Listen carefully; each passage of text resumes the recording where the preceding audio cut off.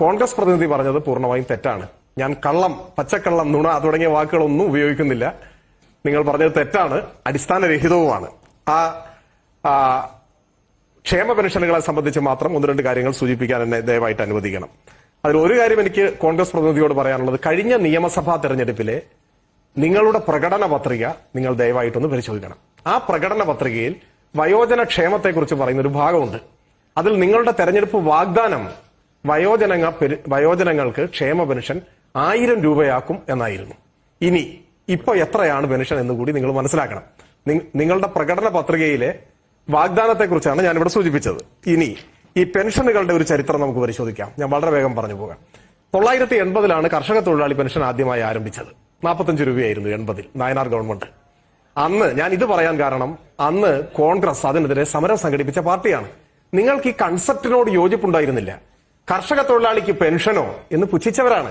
അതിനെതിരെ കേരളം മുഴുവൻ സമരം നടത്തിയവരാണ് നിങ്ങൾ. 82 നിങ്ങളുടെ ഗവൺമെന്റ് വന്നു, 5 കൊല്ലം ഭരിച്ചു. നിങ്ങൾ വേണമെങ്കിൽ ഇതിനോട് യോജിപ്പുണ്ടെങ്കിൽ ഒരു 5 രൂപ കൂട്ടി 50 ആക്കായിരുന്നു. ഒരു പൈസ നിങ്ങൾ കൂട്ടിയിട്ടില്ല. പിന്നീട് വന്ന LDF ഗവൺമെന്റാണ് വീണ്ടും കൂട്ടിയത്. നിങ്ങൾ ക്രമാനുഗതമായി വർദ്ധിപ്പിച്ചു എന്ന് പറഞ്ഞു. ആ ക്രമാനുഗതം ഇടതുപക്ഷ ഭരണത്തിൽ മാത്രമേ ഉണ്ടായിരുന്നുള്ളൂ. എന്നാൽ അവസാനം നിങ്ങൾ പറഞ്ഞത് ശരിയാണ്.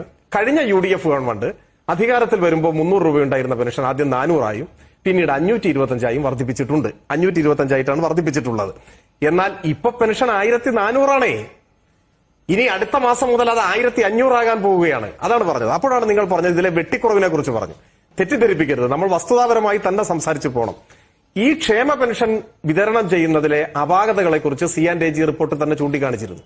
ഇരട്ട പെൻഷൻ വാങ്ങുന്നതിന് ഉൾപ്പെടെയുള്ള കാര്യങ്ങളെക്കുറിച്ച്. അപ്പൊ നിങ്ങൾ പറഞ്ഞ അനുസരിച്ചാണ് ഞങ്ങൾ കുറെ പേരുടെ പെൻഷൻ അങ്ങ് ഒഴിവാക്കി കളഞ്ഞു എന്നാണല്ലോ നിങ്ങൾ പറഞ്ഞ അനുസരിച്ച് തോന്നുക.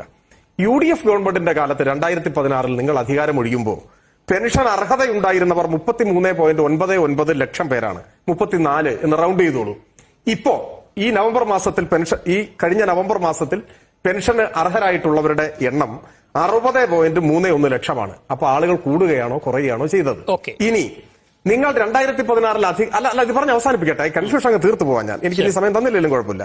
2016 ഇവർ അധികാരം ഒഴിയുമ്പോൾ പ്രതിമാസം ക്ഷേമ പെൻഷന് വേണ്ടി ആകെ ഖജനാവിൽ നിന്ന് ചെലവായിരുന്ന തുക 272 കോടിയാണ് ഒരു മാസം. എന്നാൽ ഇപ്പോ 2020 പ്രതിമാസ പെൻഷന് വേണ്ടി ചെലവാകുന്ന തുക 710 കോടിയാണ്. ഇതാണ് വ്യത്യാസം. നിങ്ങൾ 272, ഇപ്പോ 710 കോടി. UDF ഗവൺമെന്റിന്റെ 5 കൊല്ലം നിങ്ങൾ ആകെ ക്ഷേമ പെൻഷനായിട്ട് വിതരണം ചെയ്തിരുന്നത് തുക ആകെ കൂട്ടിയാൽ 9311 കോടിയാണ്. ഞങ്ങൾ ഈ 4.5 കൊല്ലത്തിനിടയിൽ വിതരണം ചെയ്ത തുക 30,515 കോടിയാണ്. പിന്നെ നിങ്ങൾ അവസാനം 18 മാസം വരെ കുടിശ്ശികയാക്കി വെച്ചിട്ടാണ് നിങ്ങൾ പോയത്.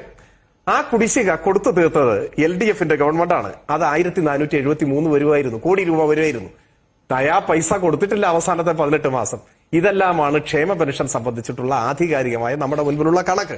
ഇത് ജനങ്ങളുടെ മുൻപാകെയുണ്ട്. ദയവായിട്ട് തെറ്റിദ്ധരിപ്പിക്കരുത്, അടിസ്ഥാനരഹിതമായ കാര്യങ്ങൾ പറയുകയും ചെയ്യരുത് എന്ന് മാത്രമാണ് സൂചിപ്പിക്കാനുള്ളത്. പിന്നെ വളരെ പറയട്ടെ ആ മാതിരി ഭാഷയാണ് ഉപയോഗിക്കുന്നതെങ്കിൽ ഇതിന്റെ രേഖകൾ ഞാനിവിടെ തൊട്ടടുത്ത ദിവസം തന്നെ ഇതിന്റെ ആധികാരികമായ രേഖ അവതാരകന് നൽകും. നിങ്ങളും തെളിയിക്കുന്ന രേഖ നൽകേണ്ടി വരും. അങ്ങനെ പറഞ്ഞ് രക്ഷപ്പെടരുത്. അതുകൂടി പറയട്ടെ. ഇടയ്ക്ക് കയറി അങ്ങനെ അസഹിഷ്ണുത കാണിക്കല്ലേ. കഴിഞ്ഞ ഒരു ചർച്ചയിൽ അങ്ങയുടെ പാർട്ടിയെ പ്രതിനിധീകരിച്ച് വന്ന വലിയൊരു മുതിർന്ന നേതാവ് ഇതേ അവതാരകനോട് ഇപ്പൊ തരാന്നൊക്കെ പറഞ്ഞ ചില കാര്യം പറഞ്ഞിട്ട് അവസാനം തടിയൂരി രക്ഷപ്പെട്ട് ഓടിയതാണ് ഈ ചാനലിന്. ഞാൻ അവതാരകനോട് ഈ സമയം എന്നെ കൊണ്ട് വെറുതെ പറയിപ്പിക്കരുത്. ഞാൻ അവതാരകനോട് ചോദിക്കുന്നു, ആ ചിത്രം അങ്ങേക്ക് കിട്ടിയിരുന്നോ? അദ്ദേഹം എന്നെ വെല്ലുവിളിച്ച ചിത്രം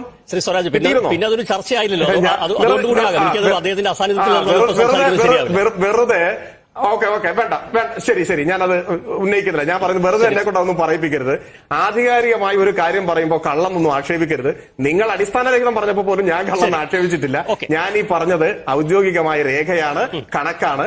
അതിന്റെ തെളിവുകൾ വേണമെന്ന് കോൺഗ്രസ് പ്രതിനിധി ആവശ്യപ്പെട്ട ഞാൻ തെളിവ് അവതാരകനും തരാം. കോൺഗ്രസ് പ്രതിനിധിക്ക് വേണമെങ്കിൽ അതിന്റെ ആധികാരികമായ വിവരം അവർക്കും ഞാൻ കൊടുക്കാം.